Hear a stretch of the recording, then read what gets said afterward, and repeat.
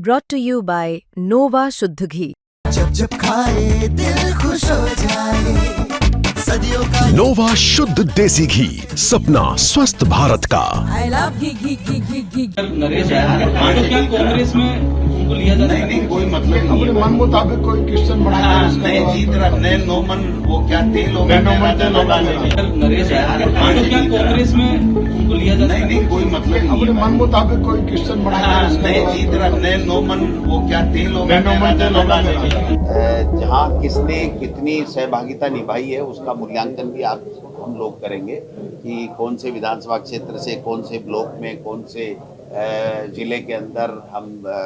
जो है हस्ताक्षर अच्छे रहे, कौन से में हम लोग कम करा पाए तो क्यों करा पाए, उसमें आगे हम किस तरीके से जो भी अभियान आएगा उसमें और परफॉर्मेंस कैसे ठीक करनी होगी उसके ऊपर भी चर्चा करेंगे। और एक सेकेंडली जो SIR के माध्यम से फिर वोट चोरी करने जा रही है मोदी सरकार, और गरीब का, दलित का, कांग्रेस आइडियोलॉजी का, विपक्ष का जो भी वोट है उसको काटने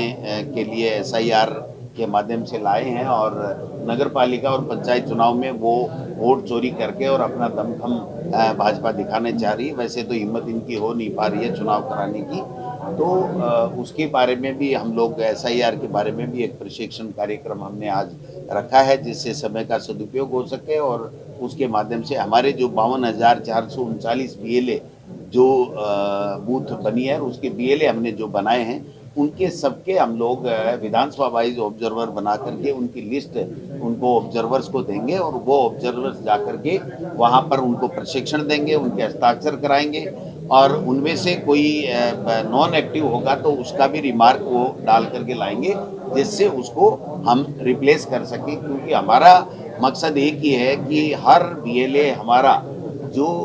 52,439 बूथ है उसका BLA हमारा एक्टिव रहना चाहिए और एक्टिव रह करके SIR में सही जो वोट है वो वोट बनाने का काम करें और पूरी BLO के ऊपर नज़र रखें, पूरे सिस्टम के ऊपर नज़र रखें। तो ये सारी चीज़ें आज हम लोग इसके माध्यम से करने जा रहे हैं। बिहार में जो एग्जिट पोल आया उसके मुताबिक वहाँ पे क्या है एग्जिट पोल तो फर्जी होते हैं। पिछली बार कितना आया था, कितने पे अटकी मोदी सरकार, कितने का एग्जिट पोल दिखाया था और कितने बेट की वो एग्जिट पोल वाला एक तो रोने ही लग गया था, प्रदीप जी क्या नाम है उसका, रोने ही लग गया है। हाँ वो तो रोने ही लग गया है क्योंकि ये सारे के सारे आप ये इसीलिए तो मीडिया जो है वो निष्पक्ष रहने की राहुल जी और हम सब बार बार इसीलिए कह रहे हैं कि मीडिया को निष्पक्ष रहना चाहिए, क्योंकि जो संविधान में व्यवस्था दी गई है और जो चौथा स्तंभ माना गया है, तो अगर मीडिया किसी के इन्फ्लुएंस में आ जाएगा चाहे वो किसी के भी आओ तो मैं समझता हूँ कि सच्चाई देश के लोगों के सामने नहीं जाएगी। तो हमने तो शायद बहिष्कार किया था, इंडिया गठबंधन ने तो कोई एग्जिट पोल में भाग नहीं लिया, सच्चाई सामने आ जाएगी। वहाँ पर इंडिया गठबंधन की सरकार बहुत बढ़िया से बन रही है और यहाँ जो उपचुनाव था अंता में कांग्रेस पार्टी बहुत अच्छे बहुमत के साथ में जीत रही है। इनका कुछ भी नहीं है, ये तो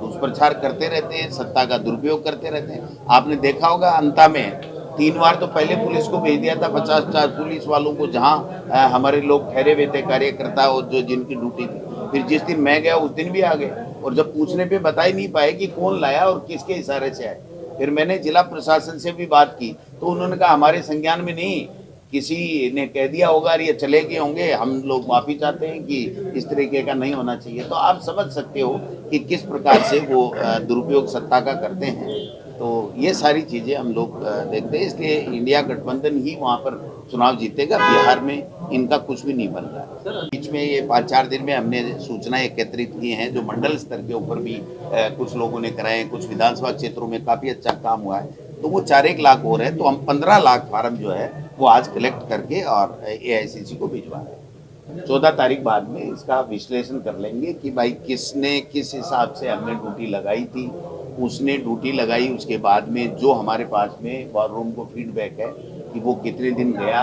नहीं जाने का क्या कारण है, तो वो सारी समीक्षा हम लोग कल के बाद में 14 तारीख के बाद में करेंगे और उससे आगे इसका ध्यान रखा जाएगा कि जिसको ड्यूटी दी जाती है वो अगर उस ड्यूटी की पालना नहीं करता है तो फिर उसको संगठन में कोई ड्यूटी नहीं दी जाए।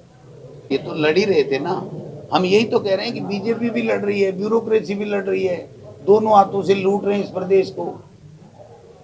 और कोई बोलने वाला नहीं है। आप में से भी सबको बोलना चाहिए, मीडिया को भी मुखर होना चाहिए, हम लोगों को भी सबको मुखर होना चाहिए, क्योंकि प्रदेश